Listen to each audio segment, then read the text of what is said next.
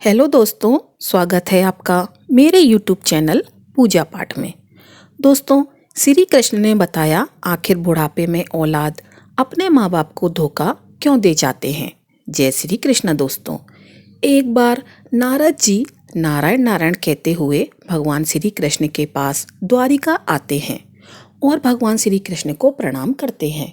भगवान श्री कृष्ण नारद जी को अचानक आया देखकर पूछते हैं कि देवर्षि नारद, आज आपका अचानक आगमन कैसे हुआ। तब नारद जी श्री कृष्ण से कहते हैं, हे प्रभु, मैंने मन में एक विचित्र सवाल चल रहा है जिसका उत्तर मुझे नहीं मिल रहा है। उसी का उत्तर आपसे जानने मैं आपके पास द्वारिका आया हूँ। श्री कृष्ण से कहते हैं, हे प्रभु, यह सब किस कारण से होता है, कृपया मुझे बताइए। श्री कृष्ण कहते हैं कि देवर्षि, मैं इसका उत्तर आपको एक कथा के माध्यम से समझाता हूँ। इसे ध्यानपूर्वक पूरा सुनना, और जो भी व्यक्ति इस कथा को पूरा सुन लेता है उसको उसकी औलाद कभी धोखा नहीं देगी। श्री कृष्ण कहते हैं, हे देवर्षि नारद जी, प्राचीन समय की बात है। किसी जंगल में एक मोर मोरनी का जोड़ा अपना घोंसला बनाकर रहते थे। वह दोनों पति पत्नी एक दूसरे से बहुत प्रेम करते थे। एक दिन की बात है, मोर की पत्नी गर्भवती हो जाती है। इस बात को जानकर कि अब वह दोनों माता पिता बनने वाले हैं, मोर और मोरनी बड़े प्रसन्न थे, बड़े खुश थे। मोर अपनी पत्नी का बड़ा ख्याल रखता था, हर दिन उसे दाना पानी लाकर घोंसले में दिया करता था। अब धीरे धीरे समय गुजरता गया और मोर की पत्नी का प्रसव का समय निकट आ गया। अब मोर की पत्नी बड़ी प्रसन्न थी। वह अपने पति मोर से कहती है कि हमारी संतान आने वाली है, बहुत ही जल्द मैं अपने बच्चे को जन्म दूंगी। बुढ़ापे में वह हमारी खूब सेवा किया करेंगे, हमारा सहारा बनेंगे। अब हमें किसी बात की चिंता नहीं है, हमारी संतान हमारी खूब सेवा करेगी। मित्रों, मोर कहता है कि प्रिय, हमें ऐसा नहीं सोचना चाहिए कि हमारी संतान हमारी सेवा करेगी या हमारा बुढ़ापे का सहारा बनेगी। मोर की पत्नी कहती है कि प्रिय, आप ऐसा क्यों कह रहे हैं? हर संतान अपने माता पिता की सेवा करती है, फिर हमारी संतान हमारी सेवा क्यों नहीं करेगी? तब मोर कहता है कि हे प्रिया, मैं तुम्हें एक कहानी के माध्यम से बताता हूँ कि बुढ़ापे में अपनी औलाद से माता पिता को इन दो चीज़ों की उम्मीद कभी भी नहीं करनी चाहिए। और जो भी मनुष्य इन दो बातों को याद कर लेगा वह अपने बुढ़ापे में कभी दुख नहीं भोगेगा। मित्रों, अब मोर अपनी कहानी प्रारंभ करता है। मोर कहता है कि हे प्रिया, किसी नगर में एक व्यक्ति रहता था। उस व्यक्ति के घर में ईश्वर का दिया हुआ सब कुछ था। खूब रुपए, पैसे, धन दौलत, मान सम्मान सब कुछ होने के बाद भी पति पत्नी दुखी रहते थे। उनके दुख का कारण था कि ईश्वर की कृपा से उनके घर में सब कुछ था पर कोई संतान नहीं थी। इस बात को लेकर दोनों पति पत्नी अक्सर चिंतित रहते थे। इस तरह दोनों पति पत्नी को एक साथ रहते हुए 15 साल गुजर जाते हैं, लेकिन उनके घर में कोई संतान नहीं होती है। वह व्यक्ति अपनी पत्नी को अच्छे से अच्छे डॉक्टर को दिखाता है। महंगे से महंगे अस्पताल में जाकर वह अपनी पत्नी का इलाज भी करवाता है। पवित्र तीर्थ स्थान पर जाकर संतान प्राप्ति की मन्नत मांगता है। मंदिर में जाकर माथा टेकता है। तब कहीं जाकर शादी के 20 साल बाद उसकी इच्छा पूरी होती है। ईश्वर की कृपा से उस व्यक्ति की पत्नी को एक पुत्र प्राप्त होता है। अस्पताल में बच्चे का जन्म होता है। पुत्र जन्म की बात सुनकर वह व्यक्ति खुश हो जाता है। बच्चे की साफ सफाई के बाद उसे अस्पताल की नर्स जब उसके नन्हे से पुत्र को लेकर उनके पास पहुंचती है तो दोनों पति पत्नी पूछने लगते हैं कि हमारी संतान कैसी है, कोई दिक्कत तो नहीं है। दोनों पति पत्नी की इन बातों को सुनकर नर्स उस व्यक्ति की पत्नी से कहने लगती है कि बहन जी, आपको जो पुत्र हुआ है वह सुंदर है, अच्छा है, लेकिन इसमें एक कमी है। नर्स के मुंह से जब बच्चे की माँ यह सुनती है कि कोई कमी है तो वह चिंतित हो जाती है। नर्स कहती है कि बहन, घबराने की कोई बात नहीं है। बहन जी, जो आपको पुत्र हुआ है वह सुंदर है, स्वस्थ है, बस उसमें एक कमी है कि उसकी एक आंख नहीं है। तुम्हारा पुत्र एक आंख से काना है, बस यही कमी है, बाकी सब ठीक है। मित्रों, जब उस माँ को यह पता चलता है कि मेरे बेटे की एक आंख नहीं है, मेरा पुत्र एक आंख से काना है, तो वह माँ रोने लगती है और अपने पुत्र को सीने से लगा लेती है और कहती है कि कोई बात नहीं, मेरे पुत्र की एक आंख नहीं है तो क्या हुआ, एक आंख तो सही है जैसा भी है, पर यह तो मेरे दिल का टुकड़ा है। मेरे लिए दुनिया का सबसे सुंदर बच्चा है मेरा पुत्र है। मित्रों, माँ के लिए सभी संतानें बराबर होती हैं, चाहे कोई काला हो, कुरूप हो या चाहे कोई गोरा और सुंदर हो। माँ कभी अपने बच्चों का शरीर नहीं देखती, वह उनकी आत्मा से जुड़ी होती है। माँ उस बालक को देखकर कहती है कि तू कितना सुंदर है मेरा बच्चा। दोस्तों, उस माँ की इन बातों को सुनकर नर्स की आंखों में भी आंसू आ जाते हैं। वह ना सोचने लगती है, यदि परमात्मा को संतान का सुख देना ही था तो इस पुत्र को दोनों आंखें दे देता। माँ कहने लगती है कि कोई बात नहीं, जैसा भी है आखिर है तो मेरा ही बेटा। पर आज इसकी अगर दोनों आंखें सलामत होती तो आप और भी अच्छा होता। दोनों आंखों के साथ मेरा पुत्र कितना सुंदर लगता। दोस्तों, माँ की इन बातों को वह नर्स सुनती है तो वह कहने लगती है, बहन जी, यदि आप चाहते हो कि आपके पुत्र की दोनों आंखें हों तो ऐसा भी हो सकता है। जब माँ यह सुनती है कि उसके बच्चे की दोनों आंखें लग सकती हैं तो वह कहने लगी, नर्स मैडम, यह कैसे संभव है। अब नर्स उन्हें बताते हुए कहती है कि ऐसा हो सकता है, उसके लिए आप दोनों माता पिता में से किसी एक को अपनी एक आंख देनी होगी, इससे आपके पुत्र की दोनों आंखें ठीक हो जाएंगी। दोस्तों, नर्स की इन बातों को जब वह व्यक्ति सुनता है तो वह कहने लगता है, कोई बात नहीं नर्स मैडम, हमारे पुत्र की एक आंख तो सही सलामत है, हमारा पुत्र एक आंख से ही दुनिया देख सकता है, दूसरी आंख उसे लगाने की कोई ज़रूरत नहीं है। हमारा पुत्र जैसा भी है अच्छा है, मैं अपनी आंखें दान नहीं कर सकता क्योंकि मेरा घर मेरी मेहनत मजदूरी से ही चलता है। जब मेरी एक आंख नहीं होगी तो कैसे मैं अपने परिवार को पाल पाऊंगा, कैसे इस बच्चे का खर्च उठा पाऊंगा। यह तो तभी संभव है जब मेरी दोनों आंखें ठीक हों। मैं एक पिता हूँ और अपनी पत्नी को और बच्चे को पालने का भार मेरे कंधों पर है। अब रही बात मेरे पुत्र के एक आंख की, तो यह सब परमात्मा की देन है। ईश्वर ने जिस रूप में भेजा है वह हमारा पुत्र उसी रूप में ठीक है। दोस्तों, पिता ने तो साफ इनकार कर दिया, लेकिन माँ तो आखिर माँ होती है। नर्स से कहती है कि मैडम, यदि ऐसा हो सकता है तो मैं अपनी एक आंख अपने पुत्र को देना चाहती हूँ।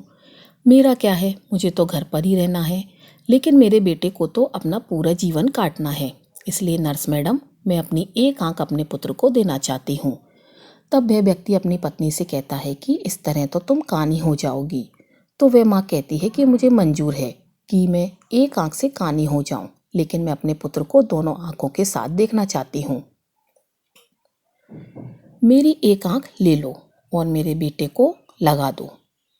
मेरे बेटे की जब दोनों आंखें होंगी तो दोनों आंखों के साथ वे कितना सुंदर लगेगा। मैं अपने पुत्र को एक आंख का दान देना चाहती हूँ। दोस्तों, इस प्रकार माँ के कहने पर डॉक्टर उसकी एक आंख निकालकर उसके पुत्र को लगा देते हैं। इस तरह पुत्र की दोनों आंखें सही हो जाती हैं और माँ एक आंख पुत्र को देने के बाद एक आंख से कानी हो जाती है। दोस्तों, मोर आगे अपनी पत्नी से कहता है कि प्रिय, कुछ दिन तक वे दोनों लोग अस्पताल में रहते हैं। जब दोनों माँ बेटे स्वस्थ हो जाते हैं तो अस्पताल से माँ बेटे को छुट्टी मिल जाती है। इस प्रकार वह व्यक्ति अपनी पत्नी और पुत्र को लेकर अपने घर आ जाता है और दोनों पति पत्नी मिलकर अपने पुत्र का पालन पोषण करने लगते हैं। इस प्रकार अपने बच्चों को पालन पोषण करते हुए उनका पुत्र 5 साल का हो जाता है। सब कुछ अच्छा चल रहा होता है। तभी एक दिन उस बच्चे के पिता की किसी सड़क दुर्घटना में मौत हो जाती है। जब उसकी पत्नी को अपने पति की मौत की खबर मिलती है तो वह बेचारी दहाड़े मारकर रोने लगती है। वह सोचने लगती है कि मेरा बच्चा 5 साल का है, घर में एक ही कमाने वाले थे और वह भी मुझे छोड़कर चले गए। अब मैं इस बच्चे का पालन पोषण कैसे कर पाऊंगी। अब यह सोच सोचकर वह जोर जोर से रोने लगती है। उसका रोना धोना सुनकर आस पड़ोस के लोग आ जाते हैं और लाचार माँ को धीरज बंधाते हैं। उसे धीरज रखने को कहते हैं और किसी तरह समझा बुझाकर उस व्यक्ति का अंतिम संस्कार करते हैं। दोस्तों, इस प्रकार वह लाचार माँ अपने 5 साल के बच्चे के साथ जीवन बिताने लगती है। घर में जो जमा पूंजी थी वह सब संतान पाने की चाहत में उसके इलाज करने में पहले ही खर्च हो चुकी थी। पति की मृत्यु के बाद जो भी बचत थी वह पति के अंतिम संस्कार में चली गई। इस प्रकार वह माँ दूसरे के घरों में झाड़ू पोंछा करके, दूसरे के घरों में बर्तन मांजकर अपने पुत्र का पालन पोषण करने लगती है। वह माँ दूसरों के घरों में झाड़ू पोंछा करती, दूसरों के घरों में बर्तन साफ करती, लेकिन अपने पुत्र को कोई दुख तकलीफ नहीं होने देती। वह दूसरों के घरों में नौकरानी बनकर पैसे कमाती, अपने पुत्र को खेलने के लिए अच्छे अच्छे खिलौने लेकर आती, अपने पुत्र को अच्छे अच्छे वस्त्र लाकर देती, हर समय अपने बच्चे के साथ परछाई की तरह बनी रहती थी।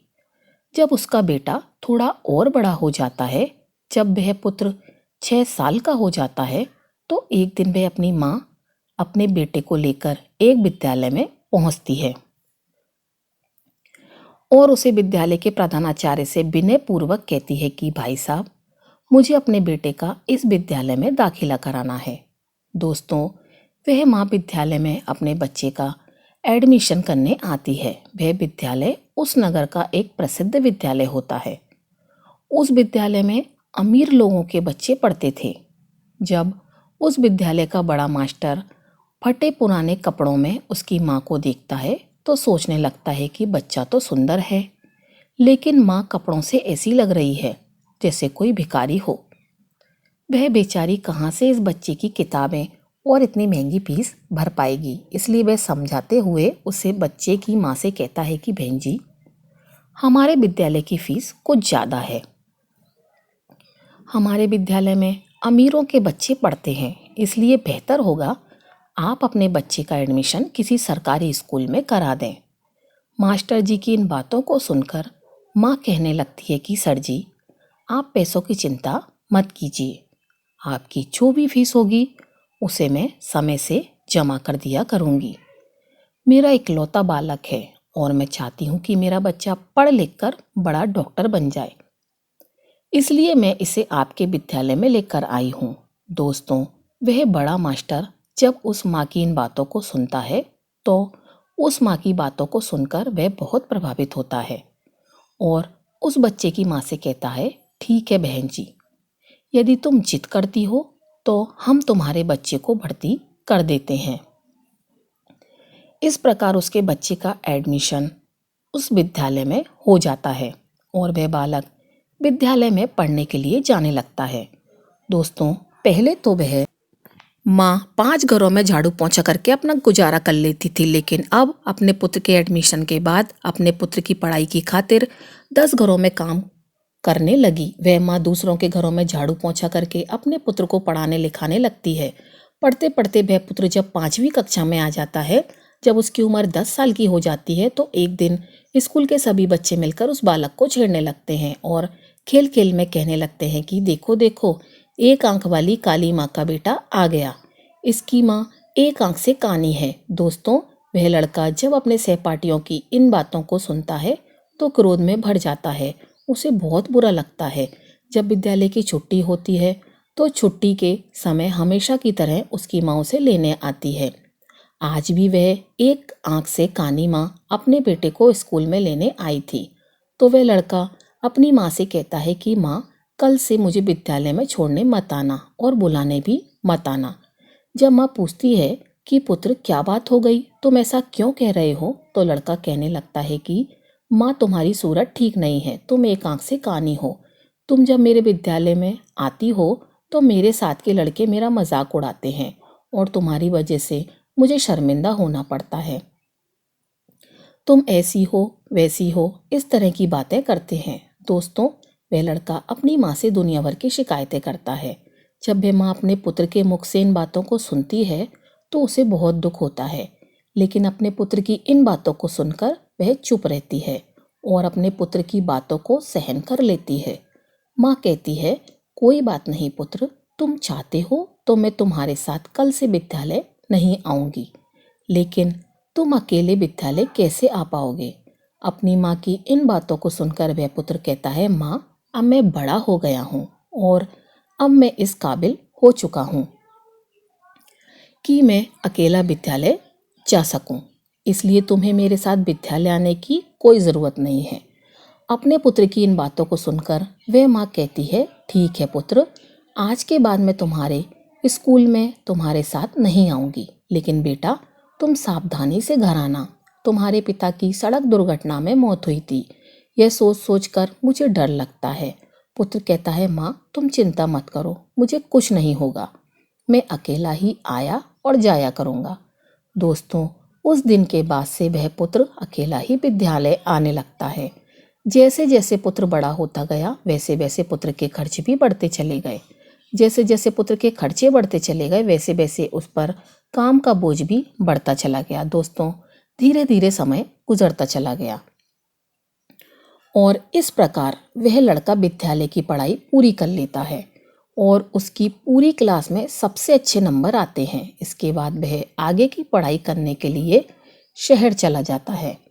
जब पुत्र शहर में आता है तो उधर उसकी माँ जो पैसा कमाती थी वह पैसा कम पड़ने लगता है, क्योंकि पहले तो सिर्फ किताबें और फीस का खर्चा था, लेकिन जब बेटा शहर चला जाता है तो उसके और भी खर्च बढ़ जाते हैं।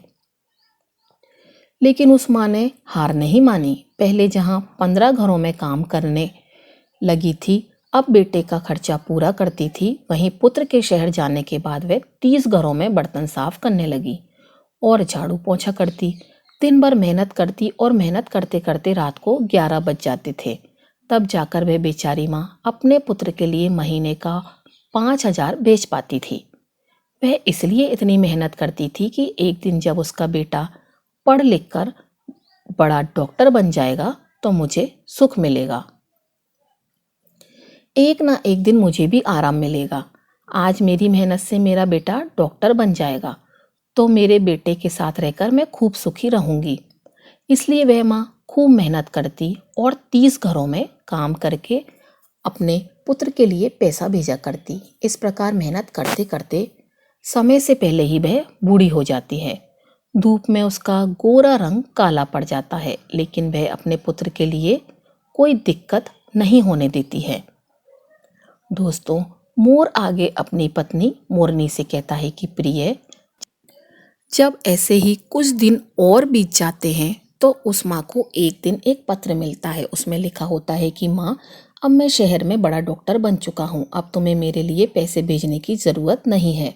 दोस्तों, जब उस माँ को यह पत्र मिलता है कि मेरा बेटा बड़ा डॉक्टर बन गया है तो वह बहुत खुश हो जाती है और सोचने लगती है कि पति के जाने के बाद यह मेरा बेटा ही तो मेरा सहारा है और मेरी जैसी इच्छा थी कि मेरा बेटा डॉक्टर बन जाए तो वह इच्छा भी मेरी पूरी हो गई। दोस्तों, उस माँ के बेटे ने यह बात माँ को पत्र में लिखकर बताई थी कि माँ ने डॉक्टर बन गया हूँ, लेकिन वह बेटा अभी तक गांव में माँ से मिलने नहीं आया।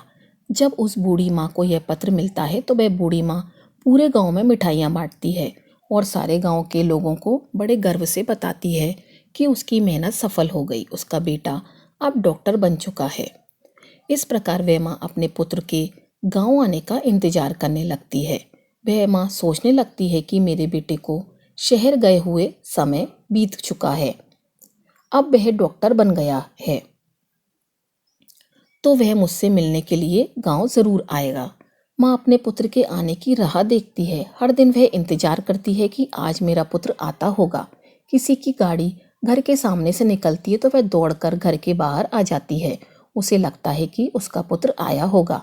इस तरह इंतजार करते करते उसे कई दिन बीत गए। रात में उस माँ को नींद नहीं आती थी। वह सोचने लगती थी कि जाने क्या मजबूरी है, मेरा बेटा मुझे लेने क्यों नहीं आया, कब मुझे अपने साथ ले जाएगा। अब वह दिन नहीं आएंगे कि मैं दूसरों के घर में बर्तन साफ करूं, दूसरों के घर में झाड़ू पोंछा करूं। अब तो मैं आराम से बैठकर अपने बेटे की कमाई खाऊंगी। अब तो मेरे बेटे के घर में नौकर चाकर भी होंगे, गाड़ी बंगला भी होगा। अब मेरे दुख के दिन भी बीत चुके हैं। इस तरह वह माँ सारे दिन बेटे के सपनों में खोई रहती थी। दोस्तों, इस तरह उस माँ को अपने बेटे का इंतजार करते हुए 1 साल बीत जाता है, लेकिन वह बेटा 1 साल में एक भी दिन माँ के पास नहीं आता है। फिर एक दिन उसके पास बेटे का दूसरा पत्र आता है। उस पत्र में लिखा होता है कि माँ, मेरी शादी हो गई है और तुम्हें पता है, जिस लड़की के साथ मेरा विवाह हुआ है वह बहुत ही अमीर घर की है। दोस्तों, जब वह माँ उस पत्र में लिखी बातों को पढ़ती है तो उसकी आंखों से आंसू की धारा बहने लगती है। उसे बड़ा ही दुख होता है, क्योंकि माँ तो सोच रही थी कि अब बेटा डॉक्टर बन गया है तो मेरे बेटे के लिए अच्छे से अच्छे रिश्ते आएंगे। मैं अपनी पसंद की लड़की के साथ अपने बेटे की शादी कराऊंगी। लेकिन उस पत्र को पढ़कर उस माँ के सारे अरमान धुल जाते हैं। माँ सोचती है कि हे भगवान, मैंने ऐसे कौन से पाप किए थे, ऐसी मुझसे कौन सी गलती हो गई जो मुझे इतनी बड़ी सज़ा मिल रही है। माता पिता का सपना होता है कि वह अपने हाथों से अपने बेटे को दूल्हा बनाए, अपने हाथों से अपने बेटे को सजाएं और अपना आशीर्वाद देकर अपने बेटे की शादी कराएं। लेकिन मेरे पुत्र ने तो अपनी शादी में मुझे बुलाया तक नहीं, मुझे बताया तक नहीं और विवाह कर लिया। क्या मैंने यही दिन देखने के लिए अपने पुत्र को पढ़ा लिखा कर इतना बड़ा किया था? इसके लिए मैंने इतनी मेहनत मजदूरी की थी, दूसरों के घरों में जूठे बर्तन साफ किए, मेहनत मजदूरी करके पढ़ाया लिखाया, उसे इस लायक बनाया। क्या मेरा इतना भी अधिकार नहीं था जो मुझे मेरे बेटे ने अपनी शादी के लिए भी नहीं पूछा? अब शादी करने के बाद पत्र में लिखकर बता रहा है कि माँ, मैंने शादी कर ली। दोस्तों, यह सोच सोचकर वह माँ पूरी रात आंसू बहाती रही। इतना होने के बाद भी माँ अपने पुत्र को दुआएं देती रही, रोते रोते सो जाती है। फिर भी उस माँ के मुंह से अपने बेटे के लिए आशीर्वाद ही निकलता है। कहती है, कोई बात नहीं, तुमने बिना बताए शादी कर ली, लेकिन मेरा आशीर्वाद तुम्हारे साथ है। माँ सोचती है कि मेरे पुत्र ने विवाह तो कर लिया, उसकी पत्नी भी आ गई, अब हो सकता है कि मेरा बेटा और बहू दोनों मिलकर मुझसे मिलने मेरे घर आए। मैं अपनी बहू को देखूंगी, बहू मेरी सेवा करेगी, मैं अपने पुत्र वधू को आशीर्वाद दूंगी। यह सोच सोचकर मैं माँ अपने बेटे और बहू का इंतजार करने लगी। इस तरह उस माँ को अपने बेटे और बहू का इंतजार करते करते 1 साल निकल जाता है। लेकिन 1 साल बीतने के बाद भी उस माँ से मिलने बेटा नहीं आता और ना बहू आती। फिर कुछ दिन बाद उस माँ को तीसरा पत्र मिलता है, जिसमें लिखा है कि हे माँ, अब तुम दादी बन गई हो, भगवान की कृपा से हमारे घर बेटा आया है। दोस्तों, जब यह खबर उस माँ को मिलती है तो उसका धैर्य जवाब दे जाता है, उसकी सहन शक्ति जवाब दे जाती है। माँ का पुत्र बड़ा डॉक्टर बन जाए, विवाह कर ले, उसका बेटा हो जाए और उसकी माँ को पता ना चले तो उसके हृदय पर क्या बीतेगी। जिस पुत्र का जीवन बनाने में उसने अपना सब कुछ कुर्बान कर दिया, उस पुत्र का बरसों से चेहरा ना देखा तो अपने पुत्र के लिए व्याकुल होना स्वाभाविक है। जब वह माँ अपने पुत्र के लिए ज्यादा व्याकुल हो जाती है तो उस माँ के मन में आता है कि अब तो रहा नहीं जाता। वो फिर कुछ देर के लिए विचारों में खो जाती है। सोचती है, चलो कोई बात नहीं, पोता भी हो गया तो बहुत अच्छी बात है। अब मैं अपने पोते को देखूंगी, मैं अपने पोते को अपनी गोद में खिलाऊंगी। अब मेरा बेटा जरूर मेरी बहू और पोते के साथ मेरे पास आएगा।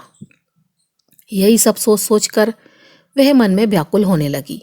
जब इंतजार करते करते उस माँ को 36 महीने भी आ जाते हैं और जब उस माँ से मिलने कोई भी नहीं आता तो उस माँ के सब्र का बांध टूटने लगता है, वह व्याकुल हो जाती है।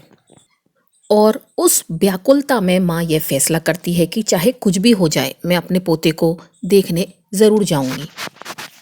दोस्तों, यह निर्णय करके माँ अपने बेटे और बहू से मिलने के लिए शहर के लिए चल देती है।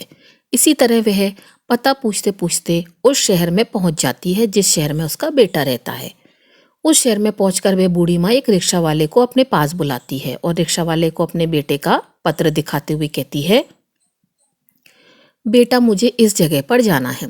रिक्शा वाले ने पता देखा और बूढ़ी माँ को अपना रिक्शे में बैठा लेता है और उसे बूढ़ी माँ को उस बताए हुए पते पर ले जाता है। दोस्तों, कुछ समय बाद वह रिक्शा वाला बूढ़ी माँ को लेकर बड़े डॉक्टर के बंगले पर पहुंच जाता है और बंगले के सामने अपना रिक्शा खड़ा कर देता है और उस बूढ़ी माता से कहता है कि माँ, तुमने जो पता दिखाया था तुम उस पते पर पहुंच चुकी हो। यह जो सामने बंगला है यही रहते हैं डॉक्टर साहब। वह माँ उसे रिक्शा वाले को किराया देती है और अपना झोला उठाकर बंगले की तरफ चल देती है। माँ की नज़र जब डॉक्टर साहब के बंगले पर पड़ती है तो वह खुशी से झूम उठती है। वह देखती है कि सुंदर आलीशान बंगला बना हुआ है। बंगले के सामने चमचमाती गाड़ी खड़ी है और दरवाजे पर चपरासी बैठे हैं। यह देखकर उस माँ को बड़ी खुशी होती है कि कितने सुंदर घर में मेरा बेटा रहता है।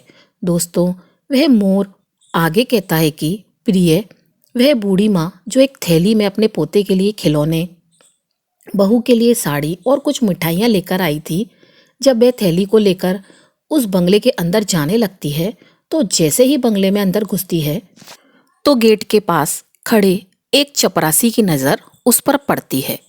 चपरासी देखता है कि फटे पुराने कपड़े पहने एक काली कलूटी बुढ़िया जो एक आंख से कानी है बंगले के अंदर घुसी जा रही है। जब वह चपरासी उस महिला को देखता है तो कहने लगता है कि तुम्हें किससे मिलना है, इस तरह अंदर कहाँ चली जा रही हो। चपरासी के जब यह शब्द उस माँ के कानों में पड़ते हैं तो वह माँ एकदम से रुक जाती है और चपरासी से कहती है कि यहाँ पर मेरा बेटा रहता है, मेरे बेटे के पुत्र हुआ है, इसलिए मैं अपने पोते को देखने आई हूँ। चपरासी उस माँ को डांटते हुए कहता है, बुढ़िया, तूने कभी अपनी शक्ल देखी है? तुम्हें पता है कि ये किसका बंगला है? यहाँ एक बड़े डॉक्टर साहब का बंगला है। तब वह माँ कहने लगती है, मुझे पता है ये डॉक्टर साहब का बंगला है और जो तुम्हारे डॉक्टर साहब है वही मेरे पुत्र हैं। वह चपरासी कहने लगता है, अरे बुढ़िया, तुम गांव देहात की महिला, ना तुम्हारे कपड़े ठीक है ना तुम्हारी शक्ल ठीक है, डॉक्टर साहब तुम्हारे बेटे कैसे हो सकते हैं? दोस्तों, जब यह बात पास में खड़ा हुआ दूसरा चपरासी सुनता है तो वह भी उसके पास पहुंच जाता है। जब उसे पता चलता है कि यह बुढ़िया कह रही है कि डॉक्टर साहब की माँ है तो वह चपरासी उनसे पूछने लगता है कि माँ, आपके पास कोई प्रमाण है जिससे हम पता कर सकें कि तुम डॉक्टर साहब की माँ हो? जब वह माँ उस दूसरे चपरासी की इन बातों को सुनती है तो तुरंत ही अपनी पल्लू में बंधा हुआ वह पत्र उस चपरासी को दिखाती है जो उसके पुत्र ने अपनी माँ को भेजा था। जब चपरासी उस पत्र को खोलकर देखता है और भेजने वाले का पता देखता है तो उस बूढ़ी माँ से माफ़ी मांगने लगता है और कहता है, हे माता, हमें माफ़ कर दो, हमें नहीं पता था कि तुम डॉक्टर साहब की माँ हो। दोस्तों, वह माँ कहती है कि चलो कोई बात नहीं, मैं तुम्हें माफ़ कर देती हूँ, मुझे बताओ कि मेरा बेटा और बहू कहाँ पर हैं।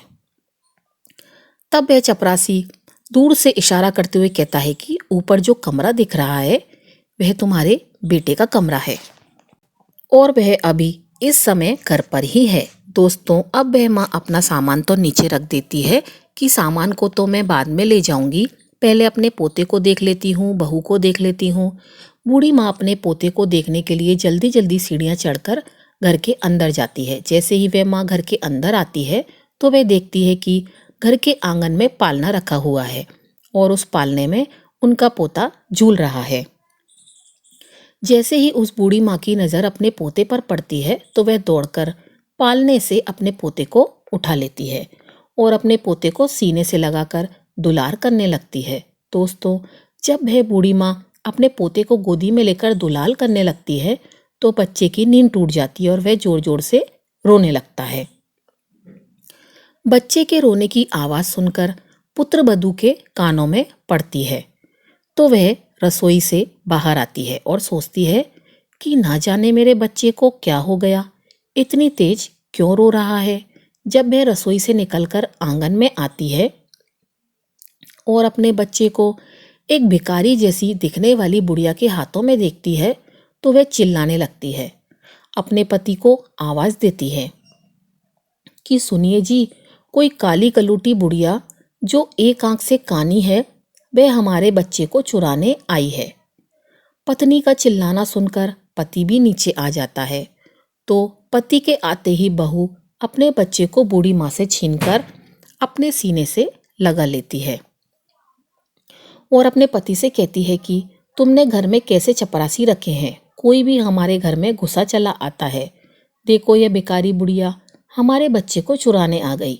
दोस्तों, वह बूढ़ी माँ कहती है कि बहू, मैं चोर नहीं हूँ, मैं तो तुम्हारी सास हूँ और यह तुम्हारे पास जो खड़ा है वह मेरा बेटा है। तुम्हारी गोद में जो खेल रहा है वह मेरा पोता है। मैं भला पोते को चुराकर कहाँ ले जाऊंगी। जब माता जी की इन बातों को बहू सुनती है तो वह अपने पति से कहती है कि यह बुढ़िया क्या कह रही है, क्या सच में यह भिखारी जैसी दिखने वाली आपकी माँ है क्या? ऐसे ही गरीब परिवार में आपने जन्म लिया है, मुझे पहले तो कभी आपने बताया नहीं कि आपकी कोई माँ भी है। जब बेटा अपनी पत्नी की इन बातों को सुनता है तो कहने लगता है कि यह बुढ़िया झूठ बोल रही है, यह मेरी माँ नहीं है। इस संसार में मेरा एक ही सहारा था, आज तो वह भी छूट गया। दोस्तों, वह माँ समझ जाती है कि मेरे पुत्र ने बड़े घर की बेटी के साथ विवाह किया है, मेरा बेटा बड़े पद पर पहुंच गया, इसलिए मुझे पहचानने से इनकार कर रहा है। माँ ने बेटा कोई बात नहीं, मुझे लगा कि तुम मेरे पुत्र हो इसलिए मैं तुम्हारे घर चली आई, क्योंकि तुम्हारे जैसा मेरा एक पुत्र भी है जिसे मैंने मेहनत मजदूरी करके डॉक्टर बनाया है, जो मेरे जीने का सहारा था। लेकिन अब मुझे पक्का यकीन है कि तुम मेरे बेटे नहीं हो सकते हो, मुझसे गलती हो गई है।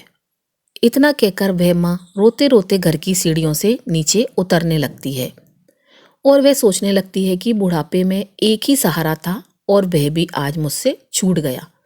एक आस थी, वह भी टूट गई। वह सोचती है कि जिसे मैंने जीवन की खुशी समझा था, जिसको मैंने अपने जीवन जीने का अधिकार माना था, जो जीवन की नैया को पार लगाने वाला था, वही बुढ़ापे की जीवन की नैया को मझधार में डुबा रहा है। इस प्रकार रोते रोते माँ भारी कदमों से नीचे उतरने लगती है। अब वह माँ सोचती है कि जब बेटे ने ही मुंह मोड़ लिया है तो अब जीकर मैं क्या करूँगी।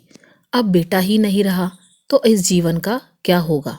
इस प्रकार वह माँ अपने बेटे के घर से बाहर निकल जाती है और बंगले के बाहर जो चपरासियों का कमरा था वहाँ पहुँच जाती है और एक चपरासी को अपने पास बुलाकर कहती है, बेटा मुझे एक पत्र लिखवाना है, क्या तुम मेरे लिए इतना कर सकते हो? दोस्तों, क्योंकि चपरासियों को तो पहले ही पता था कि वह बूढ़ी औरत डॉक्टर साहब की माँ है, इसलिए वे तुरंत ही कागज कलम ले आते हैं और पूछने लगता है कि बताओ माँ कि मुझे क्या लिखना है। इस तरह बूढ़ी माँ बोलती जाती है और वह चपरासी लिखता जाता है। जब वह पत्र पूरा लिख जाता है तो वह माँ उस चपरासी से कहती है, बेटा मुझे बहुत जोरों की प्यास लगी है, क्या तुम मेरे लिए थोड़ा पानी ला सकते हो?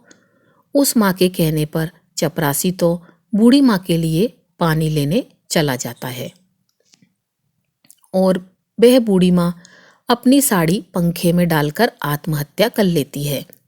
जब चपरासी वापस लौटता है तो कमरे का नज़ारा देखकर हैरान रह जाता है। चपरासी ने देखा कि वह माताजी फांसी के फंदे पर झूल रही हैं। अब तुरंत ही वह जाकर यह खबर डॉक्टर साहब को दे देता है। इस खबर को सुनकर वह पति पत्नी दौड़े दौड़े उस कमरे में आते हैं। आगे आगे डॉक्टर साहब और पीछे पीछे उनकी पत्नी दौड़ते हैं। जब वह पुत्र अपनी माँ को इस हालत में देखता है तो अपनी माँ को देखकर उसके पैरों तले जमीन खिसक जाती है। वह पुत्र अपना माथा पकड़ लेता है और सिर पकड़कर जमीन पर बैठ जाता है। वह सोचने लगता है कि मुझे नहीं पता था कि मेरी बातें मेरी माँ को इतनी बुरी लगेंगी। मैं तो अपनी पत्नी को झूठी शान शौकत दिखाने के कारण माँ को पहचानने से इनकार कर रहा था, इसलिए कह रहा था कि मेरी कोई माँ नहीं है। मुझे डर था कि मेरी असलियत जानकर मेरी पत्नी मुझे छोड़ ना दे, इसलिए मैंने यह बोल दिया कि मेरी माँ कोई माँ नहीं है। लेकिन तुमने तो मेरे झूठ को सच बना दिया। एक बार पुत्र की मजबूरी के बारे में तो सोचा होता। जब पत्नी की नज़र फांसी पर झूलती हुई उस माँ के हाथों पर पड़ती है, जब उस बेटे की पत्नी फांसी पर झूलती हुई माँ के हाथों में कागज का टुकड़ा देखती है तो वह उस कागज के टुकड़े को बूढ़ी माँ के हाथों से लेकर पढ़ने लगती है। पढ़ते पढ़ते उसकी आंखें भर आती हैं। उस पत्र में लिखा हुआ था कि बेटा, मेरा आशीर्वाद है कि तुम खूब उन्नति करो। मेरा आशीर्वाद तुम्हारे साथ है। जाते जाते तुम्हें कुछ राज बताना चाहती हूँ। बेटा, मैं अच्छी नहीं दिखती हूँ तो उसके पीछे भी एक कारण तुम ही हो। जब तुम्हारा जन्म हुआ था उस समय तुम्हारी एक आंख नहीं थी। मैंने अपनी एक आंख तुम्हें देकर तुम्हें सुंदर बनाया था, सुंदर रूप दिया था और मैं कुरूप हो गई। और इस कुरूप चेहरे से तुम नफरत करते हो क्योंकि मैं कानी हूँ और दूसरा मेरा रंग काला है। यह भी ऐसा नहीं था बेटा। आज तुम जिस मुकाम पर बैठे हो उस मुकाम पर तुम्हें पहुंचाने के लिए मैंने दिन रात मेहनत की है। मैंने कभी नहीं देखा कि कितनी गर्मी है, कितनी सर्दी है। तुम्हें पढ़ाने लिखाने के लिए, तुम्हारे खर्च उठाने के लिए मैं काली कलूटी हो गई हूँ। उसका भी मुझे कोई मलाल नहीं है। तुम सुंदर हो इसकी मुझे खुशी है। मैं तो तुम्हें देखना चाहती थी, अपने पोते को देखना चाहती थी, अपनी बहू से मिलना चाहती थी। इसलिए मैं शहर चली आई, क्योंकि तुमने तो कभी गांव जाकर मेरा हालचाल पूछा ही नहीं। लेकिन जब मैं स्वयं चलकर तुमसे मिलने आई तो तुमने मुझे पहचानने से इनकार कर दिया। इसलिए लगा कि अब दुनिया में मेरा कोई नहीं है। अब जीने का मेरा उद्देश्य खत्म हो गया है। जब कोई रहा नहीं तो मेरे जीने का क्या फायदा। बेटा, जाते जाते ईश्वर से प्रार्थना करती हूँ कि तुम सदा खुश रहो, तुम्हारी संतान खुश रहे। दोस्तों, जब उस बेटे की पत्नी ने यह पत्र पढ़ा, अपने पति को सुनाया, तो उस बेटे का सिर शर्म से झुक जाता है। उसे अपने आप से घृणा होने लगती है कि जिस माँ ने मेरी जिंदगी बनाने में अपना सब कुछ न्यौछावर कर दिया, वही माँ आज मेरी चौखट पर मुझसे मिलने आई तो मैंने एक गिलास पानी तक नहीं पूछा। इस प्रकार दोनों पति पत्नी अपनी गलती के लिए उस मरी हुई माँ से माफी मांगते हैं। लेकिन अब क्या हो सकता था, वह माँ तो उनकी माफी सुनने के लिए वहां मौजूद ही नहीं थी। उनसे बहुत दूर जा चुकी थी, जहां से कोई नहीं आता। अब डॉक्टर साहब के जीवन में सिर्फ पछताना ही रह गया था। कैसी यह दुनिया है। कुछ लोगों के जीवन में माँ नहीं होती तो वे सारे जीवन माँ के लिए तरसते हैं, और जिनके जीवन में माँ होती है तो उस माँ के बच्चे कदर नहीं करते। मित्रों, पति, पत्नी और बच्चे सब दोबारा मिल सकते हैं, पर माँ दोबारा नहीं मिलती। एक संतान ही माता पिता के जीने का सहारा होती है, बुढ़ापे की लाठी होती है। ऐसे में जब बेटा ही अपने धन के नशे में, अपने पद के नशे में माता पिता को पहचानने से इनकार कर देता है, या अपने माता पिता को भुला देता है, या घमंड में आकर उनका अपमान कर देता है, तो दुनिया में माता पिता को सबसे बड़ा दुख ऐसे ही बेटों से होता है। माता पिता अपनी संतानों का भविष्य बनाने के लिए, उन्हें सफल बनाने के लिए अपना पूरा जीवन लगा देते हैं, और जब वही संतान धन और पद के नशे में अपने माँ बाप का अपमान करते हैं तो उन्हें बहुत ही पीड़ा होती है। दोस्तों, मोर आगे कहता है कि हे प्रिय, यदि आपके माँ बाप हैं तो उनका आदर करना चाहिए, क्योंकि मनुष्य की सफलता में माँ बाप का ही योगदान होता है। कुछ मूर्ख बच्चे पूछते हैं कि माँ, तुमने हमारे लिए क्या किया। अरे मूर्ख बच्चे, जो कुछ किया है माता ने ही तो किया है, पिता ने ही तो किया है। तुमको बनाया, तुमको पढ़ाया, खिलाया, तुम्हें पालने में दुख उठाए। माता पिता को भूलकर तुम तो अपने आप को भूल गए हो। बच्चा यह भूल जाता है कि माँ बाप के अतिरिक्त दुनिया में दूसरा कोई उसका भला चाहने वाला नहीं है। माता पिता मर के भी तुम्हारा भला ही चाहेंगे, और सब लोग जो तुम्हारे अपने होने का दावा कर रहे हैं वे सिर्फ एक निश्चित समय तक और एक मतलब तक ही तुम्हारा भला चाहते हैं। लेकिन माता पिता बिना स्वार्थ के जीवन भर तुम्हारा हित चाहते हैं। दोस्तों, मोर आगे कहता है कि हे प्रिया, एक पुत्र को जन्म देने में एक स्त्री अपनी सुंदरता को खो देती है, लेकिन वही पुत्र जब जवान होता है, जब उसकी शादी हो जाती है, तो वही पुत्र अपनी सुंदर पत्नी में अपने माता पिता को खो देता है। माता पिता अपनी संतान के सुखों के लिए सब कुछ त्याग देते हैं, लेकिन जब बच्चे बड़े हो जाते हैं, कुछ देने के काबिल हो जाते हैं, तो हमें क्या देते हैं? सिर्फ आंसू, लाचारी, दुख और अकेलापन। मित्रों, जो संतान माता पिता को सिर्फ इसलिए भुला देती है कि उनके बुढ़ापे को देखकर आपके मित्रों में आपकी इज्जत कम हो जाएगी, तो यह उनकी सबसे बड़ी भूल है। मित्रों, श्री कृष्ण कहते हैं उम्र के इस पड़ाव पर पहुंचने के बाद आपकी और आपके मित्रों की भी यही हालत होगी। आपका भी रूप और जवानी इसी तरह की हो जाएगी। आपके भी उस रूप को देखकर लोग आपसे नफरत करने लगेंगे। प्रिय मित्रों, श्री कृष्ण आगे कहते हैं कि प्रिय, जवानी में माता पिता को औलाद से किन किन चीज़ों की उम्मीद भूलकर भी नहीं करनी चाहिए। ध्यान देकर सुनो। नंबर 1, आपकी औलाद आपके बूढ़े होने पर आपका सहारा बन सकती है, इस बात की उम्मीद बिल्कुल भी ना करें। इसलिए पहले से ही अपने आप को मजबूत बनाकर रखें। अपने आप को स्वयं संभालने में समर्थ बनाएं। कुछ जमा पूंजी इकट्ठी करके रखें। नंबर 2, कभी इस बात का भ्रम ना रखें कि आपकी संतान आपको नहीं भूलेगी। पत्नी और बच्चों के प्रेम में पड़कर पद प्रतिष्ठा के नशे में वह आपको भी भूल सकते हैं। इसलिए उनसे उतनी ही उम्मीद रखिए जितनी उनके दूर होने पर आपको दुख ना दे। मित्रों, हमारी आज की यह कहानी यहाँ समाप्त होती है। हम उम्मीद करते हैं कि आपको हमारी आज की यह कहानी पसंद आई होगी। अगर वीडियो अच्छी लगी हो तो वीडियो को लाइक ज़रूर कीजिएगा और चैनल को सब्सक्राइब कीजिएगा। आपका दिन शुभ हो।